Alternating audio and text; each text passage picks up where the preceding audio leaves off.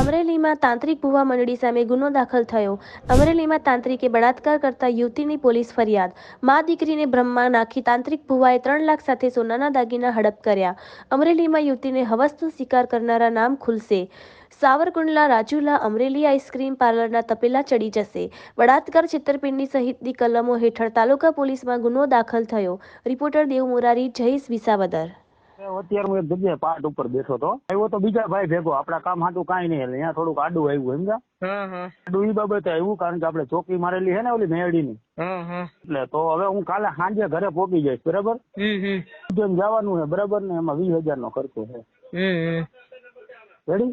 મારે તમારે હું લઈ આવવાનું એ તમારે લખવું જ લખી લ્યો, એટલે પછી તમારે ફોન કરી મને પૂછવું નહીં.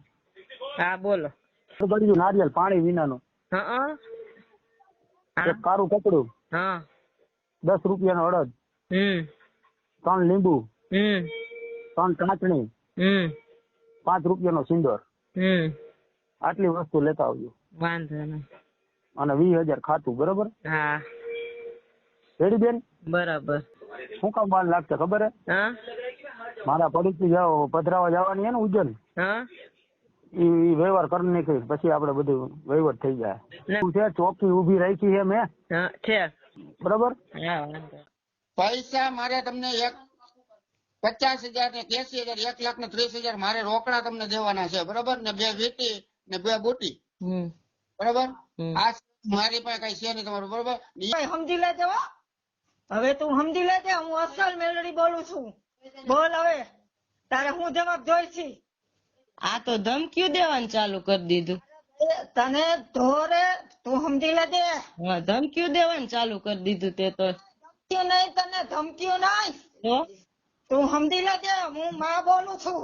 માં કોઈનું ખોટું ન કરે અને માં ખોટે ઉભી ન રહે, એટલી મને ખબર પડે. પૈસા બાબતે છે ને આ કોઈ ધક્કો ન કરતા નાના લોકો પેટાય નહીં, બરાબર? મારે ભાઈ ને પૂછો તો બેન, ઓલી ભભૂતિ લગાડી હતી, હા દુખાવો થયો તો? અરે હવારે તો બહુ જ ઉપડો હતો. હા, મેં એટલે જ તમને અત્યારે ફોન કર્યો, કારણ કે મેં તમને ન કીધું પાટ ઉપર થોડુંક સામું આવ્યું. ઓલી વસ્તુની જે આ વાત આપણે કાલ રાતે બાંધી ને, તો અત્યારે હું પાટ નાખીને બેઠો ને, દાણા બીજાના જોતો તો, તમારી કઈ વાત નહોતી. એ વસ્તુ મારી સામે આવી પાટ ઉપર, સમજ્યા? મને કે તું કોણ કે મને કાઢવા વાળો? મેં કીધું હું તારો બાપ. મેં કીધું બરાબર. તું એવી કેમ વાત કરસ કે તું કોણ મને કાઢવા વાળો? તો કે ફોન કરીને પૂછવું હોય ને, એટલે હું જાહેર ઉપર પૂછ્યું, બરાબર? મને કે ફોન કરીને પૂછવું હોય તો પૂછી લો. હવારમાં કે મેં બઠો વાર દીધો, આવું સામું આવ્યું એટલે મેં તમને ફોન કર્યો. બરાબર છે. કે હવારમાં મેં બઠો વારી દીધો. નીકુ વાળી વસ્તુ રહી ને બેન, એમાં 2 જનાવર દેવાના છે, એક નીકુ ના પેટ વાળું ને એક મોહિની ની ચોકી હટાવવાનું. મોહિની ની ચોકી નો હટાવી ને તો ધારાએ જેવો વ્યવહાર કરીને કર્યું છે ને, એ વસ્તુ આપણાથી થાય નહીં, સમજી લ્યો. અને એ હું કરતો નથી. એવું તો આપણે ક્યાં કરવા જવું કયો? એટલે 2 જનાવર ની વાત બાંધી ચાલી જેવું થાય. હો બેન, 2 જનાવર પછી ખાટકી નું મહેનતાણું, અને હું આ ખેલે એકલો નથી જવાનો, 2 ભુવા મારે ભેગા લઈ જવા જોઈએ, કારણ કે થોડીક ડેન્જર વસ્તુ છે. માતાજીના નિવેદ, મારી માતાજીના નિવેદ, હાલો હું કઈ ન લઉં, ઓલા 2 મારા ભેગા આખો દી પાડીને આવે, મારે એનું મહેનતાણું ની દેવું પડે ને બેન. તો ભાઈ આ વસ્તુ નું અત્યારે મેં બધું ઉભું રાખ્યું છે, બરાબર? અને વસ્તુ મુકા એવી આકરી છે ને ભાઈ, એની વાત જવા દે તું, બરાબર? અને 2 જનાવર દેવા જોઈએ, અને મારા એકલાથી આ કામ પતે એવું નથી, બરાબર છે? 2 ભુવા બીજા મારે ભેગા લઈ જવા જોઈએ. 2 જનાવર નો વ્યવહાર એટલે હું તને કઉ છું, એક મોહિની હટાવવાનો વ્યવહાર છે, અને એક નીકુ ના પેટ માંથી કાઢવાની વાત છે, બરાબર છે? એક જનાવરે પતી જાય એવું છે, પણ 2 એટલે દેવા જોઈએ, કારણ કે સામે ઓલી બાએ જે ઓલા ભુવા એ સંબંધ બાંધીને જે વ્યવહાર કર્યો છે ને, એવો આપડે તો કઈ વ્યવહાર કરી ન હકી, એવો ક્યાં આપણે સંબંધ બાંધવા જાવ કેજીભાઈ તું? એટલે બીજા મેં કીધું એવો સંબંધ નહીં બંધાય. મેં કીધું જનાવર નું તમને દઈ દઈ. મેં એટલે જનાવર ની વાત બાંધી છે, બરોબર? 40,000 રૂપિયાનો ખર્ચો થાય છે એમાં. બેન ને મેં કીધું જો અત્યારે ચોખવટ કરીને ત્યાં કામના થાય શું થાય, પછી પાછું બીજા કામનું એને પેલા બધી જો એમાં એવું હોય, બીજા કામનું છે ને ભાઈ પછી, બરાબર છે? એનું કારણ તને કહું, પેલા નીકુ ને આ વસ્તુ માંથી કાઢવા દે, બીજા કામનું અત્યારે પછી. એનું કારણ તને કહું, અત્યારે છે ને ઉપાધિ નીકુ ની છે, કારણ કે હું અત્યારે મારા મોટી મોનપરી થી દાણા જોવરાવ વાળા આવ્યા હતા, એનો પાટ નાખીને હું બેઠો હતો ને તો આ બેન ના ઘરવાળાની વસ્તુ તરત મારા સામે આવી કે હવારમાં મેં એને બઠ્ઠો વારી દીધો ઈ કે એટલે અત્યારે બે ઓલી ઉજ્જૈન વાળી વાત પતાવવા જ આવી જોઈએ, કારણ કે નકર તો આ ઘા ઉપર ઘા થાય છે યાર. કારણ કે ઈ તો એક ચોકી તો હું મારી આવું અને 3 ભૂવા જવાના હોય બરાબર વ્યવહાર કરવા, અને તું નવરો હોય તો તું આવજે તું તારે ભેગો, બરાબર. વસ્તુ બહુ અઘરી થતી જાય. અત્યારે છોકરાની ઉપર કેવું કાઉન્ટર થયું હોય તને ખબર હે? ઈકુને વારી લેવાનો છે, ધારા બાજુ તમે ખેંચાતા નહીં, નકર તમારે ખોટા ખર્ચા થાય. હું છોકરો નીકુને વાળ વાકો નહીં થાય, નીકુ આપડી પાસે આવી જાય. બીજું તમારે શું જોઈ બેન? બસ બીજું કાંઈ નથી જોતો. અને ધારા એના ઘરે વહી જાય, પછી ચોકી માર દઉં. ઓલા ભાઈ દિનેશભાઈ તમને શું કીધું કે ચોકી મારી દે ને એટલે કોઈના બાપ ની તેવડ નથી. અને મારી માતા કાલ રાતે એવું બોલી કે કદાચ વાયા પાસે કરાઈ આવવાની છૂટ જાઉં, મેળડી નો આવવા દઉં કોઈ પાસે. અત્યારે થોડીક અઘરી થઈ ગઈ છે. કલાકમાં પેલા સંપત થયો અને મારા ઘરમાં જરાક પ્રોબ્લેમ હતી મારા છોકરા બાબત અને મારા ઘરવાળા બાબત. એમાં મારી છોકરીનું છૂટું થયેલું હતું, એટલે મારી છોકરીને ખોટો માનસિક ત્રાસ ઘરના બધા આપતા હતા. તો મારી બેનપણીને મેં આ બધી વાત કરી, એટલે મારી બેનપણીએ મને એ જણાવ્યું કે તું જે તારી પાસે પૈસા ટકા ઘરેણા મકાનના કાગળિયા જે કાંઈ હોય તો મારી ઘરે આવી જાય, કે હું તારું બધું કરી દઈશ. કેમ કે જે મુકેશ છે એ મારી બેનપણીનો જમાઈ છે અને એની દીકરી, એમની પાસે એ કે 2-3 એવી વિદ્યા છે અને મોહિની છે. એ કે તારો ઘરવાળો તારો છોકરો તને પગે લાગતા લઈ જશે અહીંથી નીકળે, અને તું થોડાક ટાઈમ ત્યાં રહીશ ને તો એ તારું મૃત્યુ કરી દેશે, પણ તું તારી જાયદાદ બધી લઈને પહેલાં નીકળજે. એ કે એ ભૂલતી નહીં. કે તે પછી હું અમરેલી આવી, મારી દીકરીને અમે બે. તો મને આવી રીતના પૈસે ટકેથી ફાઇનલ કરી નાખી. મને પૈસે ટકેથી માણસથી મારા ઘરવાળા સાથે વાત ન કરવા દે, ફોન મારો જટી લે. પછી માનસિક ત્રાસી હતી અમને મા દીકરીને દેવા માંડ્યા. પછી તોય અમે થોડાક ટાઈમ એની પાસે રહ્યા. પછી અમે કીધું કે હવે અમારે અહીંયા રહેવું નથી, અમારે અમારી ઘરે વયું જવું છે. ઘરે ગયા તો એ કે મને પાછા પાસે ગાડી લઈને તેડવા આવ્યા કે તમે ચાલો ત્યાં. એ કે તમારું હજી કામ અધૂરું છે થોડુંક, કે એ કામ પૂરું કરવાનું છે. મેં કીધું નહીં મારે નથી જવું.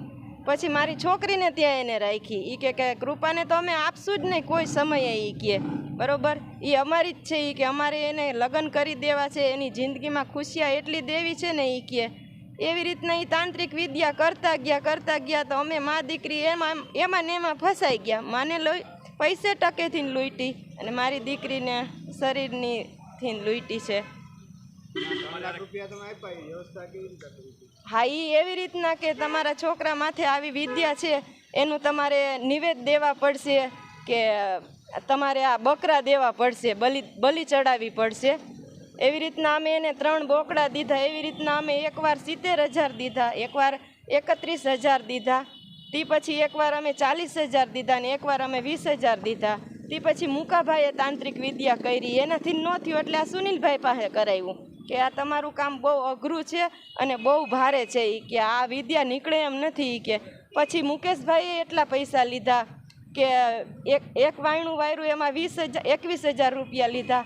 પછી એને એવી રીતના અમને એ ભણમાવતા ગયા કે તમે અમારી ઘરે જે રોકાણા છો તો એ તમારી વસ્તુ છે, અમને બહુ હેરાન કરે છે. માસી કે અમારું વાહન જેવું વાહન નથી હાલતું, ઘરમાં અમને સુખ શાંતિ મળતી નથી. કે માસી કે મારે ગાડી લેવી છે. એમ કરીને મને એને ગાડીના 50,000 પહેલાં લીધા.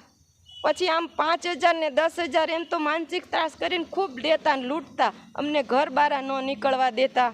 અતિશ અમને મા દીકરીને હેરાન પરેશાન કરતા હતા. કેમ કે એને અમારી પરિસ્થિતિ જોઈતી કે અમારી મા દીકરીની આગળ પાછળ કોઈ છે ને. એને અમારો ખૂબ ગલત ફાયદો ઉપાડ્યો છે. ના હતા, મારી પાસે 1.25 લાખ રૂપિયા જેવું રોકડું હતું અને મારે બેંકમાંથી મેં 2 લાખ રૂપિયા જેવું ઉપાડ્યું છે. હા ઘણી વિધિ કરાવી છે. અને અમે તો આ સુનિલભાઈ જે રાવળ છે ત્યાં તો અમે બહુ જ વિધિ કરાવવા ગયા છે. ત્યાં જ અમે બકરાની બલી, એ લોકોએ જ કીધું હતું સુનિલભાઈએ કે નકર તમે બકરાની બલી નહીં આપો તો તમારો છોકરો તમે ગુમાવી બેસશો, તમારા છોકરાનું મૃત્યુ થઈ જશે, તમારો પતિ કોઈ દી તમને તેડવા નહીં આવે. એ કે ને આ તમારી છોકરીનું તો ઘર કોઈ દી નહીં બંધાય. એ કે તમે આ વિધિ નહીં કરો, વસ્તુ જ આટલી અઘરી છે તમારી પાસે. 3 બકરાની. ઈ વિસાવદર સુનિલભાઈ રાવળ રહ્યા ને ઈ.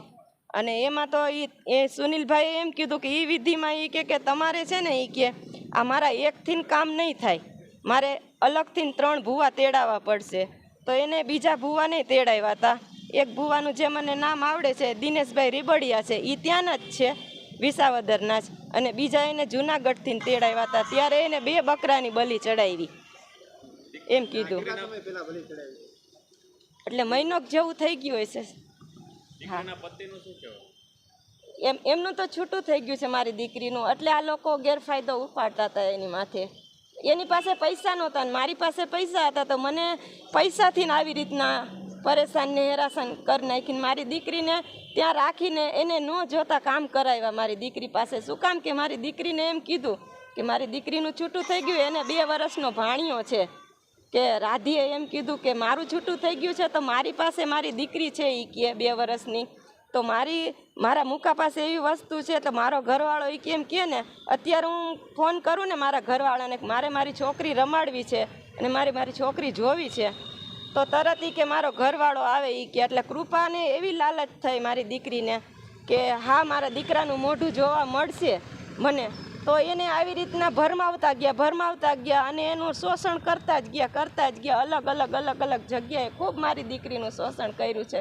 હું આ વિજ્ઞાન જાથામાં આવી, હું એટલું જ માંગુ છું કે અમને મા દીકરીને આ વિજ્ઞાન જાથાવાળા અને આ પોલીસવાળા બધાય અમને 2 મા દીકરીને સારો ન્યાય અપાવે. મારી કોઈ ફેમિલી નથી, જે છે એ અમે મા દીકરી જ છે. કે રાજકોટના એક ભોગ બનનાર બહેન કે જેમના પોતાના પતિ સાથે ડિવોર્સ થઈ ગયા હતા અને એમનો 3 વર્ષનો બાળક હતો, એ એમના પતિ જોડે રહેતો હતો અને ઘર સંસારમાં કલેશ ચાલતા હતા અને પોતાનો જે ભાઈ હતો એ પણ તેમના પરિવારથી દૂર રહેતો હતો. તો આ દરમિયાન એક ભારતીબેન નામના વ્યક્તિ આવી અને એમને કહે છે કે તમારા પરિવારની અંદર, તમારા કુટુંબમાં એક વળગાડ છે કે જે અંધશ્રદ્ધામાં માને છે. એ વળગાડને તમારે દૂર કરવો પડશે. એ દૂર કરવા માટે મારા જમાઈ છે મુકેશભાઈ ભેસાણીયા કરીને, એ અમરેલીમાં રહે છે અને એ તમને આ દૂર કરી આપશે. આ મારફતે એમણે મુકેશ ભેસાણીયાનો સંપર્ક કરાવ્યો. ત્યારબાદ મુકેશ ભેસાણી સંપર્કમાં આવી મુકેશ ભેસાણીયા, તેમના પત્ની રાધિકાબેન, એ બંને એમણે અહીંયા અમરેલી ખાતે બોલાવી એમને અલગ અલગ વિધિના નામે અલગ અલગ સમયે અલગ અલગ રકમ ઉઘરાવી, અલગ અલગ જગ્યાએ અલગ અલગ વિધિ કરાવી, એમની પાસે પૈસાની માંગણી કરીને પૈસા લીધા. ત્યારબાદ અમુક સમય બાદ એને એવું જણાવવામાં આવ્યું કે મુકેશ ભેસાણીએ કે મારા દ્વારા આ જે વળગાડ છે એ દૂર નહીં થઈ શકે, તો આની માટે મોટા ભુવાનો સંપર્ક કરવો પડશે. આવું કહી અને વિસાવદર ખાતે સુનિલ રાવળ નામના વ્યક્તિનો સંપર્ક કરાવ્યો. ત્યાં જઈને પણ તાંત્રિક વિધિ કરાવી અને ત્યાં પણ પૈસાની લીધી થઈ. ત્યારબાદ અન્ય વ્યક્તિ દિનેશ રીબડિયા, એમનો સંપર્ક કરાવ્યો અને એમની સાથે પણ આ પ્રકારની વાતચીત થઈ. આમ અલગ અલગ મુકેશ ભેસાણીયા, રાધિકાબેન, ભારતીબેન, સુનિલ રાવળ અને દિનેશ રીબડિયા, આ 5 લોકોએ અલગ અલગ સમયે તાંત્રિક વિધિના નામે અલગ અલગ સમયે અલગ રીતે પૈસા પડાવ્યા હતા. ત્યારબાદ જ્યારે પૈસા પૂરા થઈ ગયા ત્યારે ભોગ બનનાર બેનને એવું કહેવામાં આવ્યું કે તમારે આ તાંત્રિક વિધિમાંથી નિકાલ પ્રોપર લાવવો હોય અને તમારા બાળક છે એમને કંઈ નુકસાન ના થાય, તમારા બાળકનું જીવનું કોઈ જોખમ ના થાય, એ માટે તમારે મારી સાથે શારીરિક સંબંધ બાંધવો પડશે.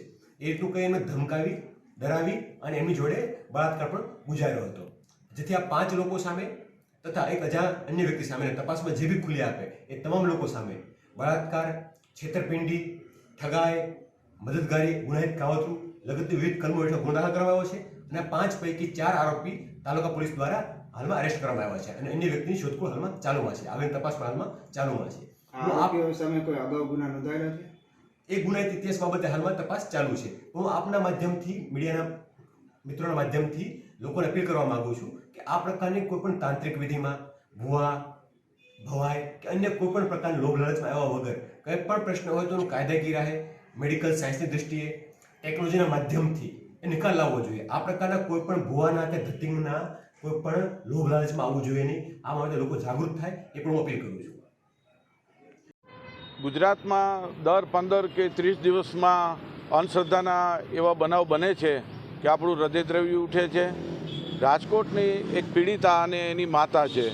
માત્ર અંધશ્રદ્ધાની અંદર પુત્રનું મોઢું જોવા માટે પતિ સાથે અણબનાવ અને દીકરો છે અલગ થઈ જતા પોતે મનોમન દુઃખી હતા અને એને એની જૂની બહેનપણીના કારણે અંધશ્રદ્ધા એક તાંત્રિકનો, અમરેલીના તાંત્રિક છે મુકેશ નામનો વ્યક્તિ છે, એનો સંપર્ક કરાવ્યો અને એને અને વિસાવદરનો રાવળદેવ સુનિલ છે, આ બંને 3 લાખ ઉપરની રકમ પડાવી લીધી અને ઉપરાંત સોનાના દાગીના પણ પડાવી લીધા અને પીડિતા દીકરી છે તેના સાથે પણ અમાનવીય કૃત્ય કર્યું અને શારીરિક શોષણનો પણ ભોગ બની છે.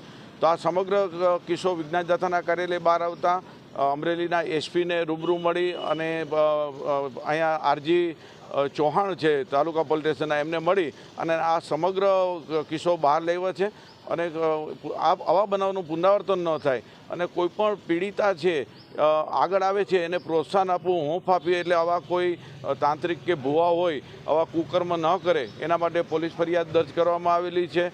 અમે લોકોને અપીલ કરીએ છીએ કે કોઈ પણ વ્યક્તિ તાંત્રિક કે ભુવાનો ભોગ બન્યા હોય, શારીરિક માનસિક આર્થિક શોષણ ભોગ બન્યા હોય તો આગળ આવી અને ફરિયાદ પોલીસ તંત્રને નોંધાવે અને વિજ્ઞાન જાથાને જ્યાં પણ મદદરૂપ થાય ત્યાં મદદરૂપ થઈ છે.